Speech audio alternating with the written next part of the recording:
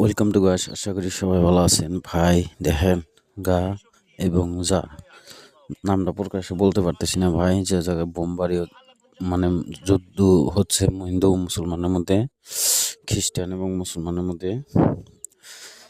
তো মানুষগুলা বিল্ডিং এর তলে বোম দিয়ে উড়িয়ে দিয়ে বিল্ডিং এর তলে পড়ে গেছে মানুষগুলা।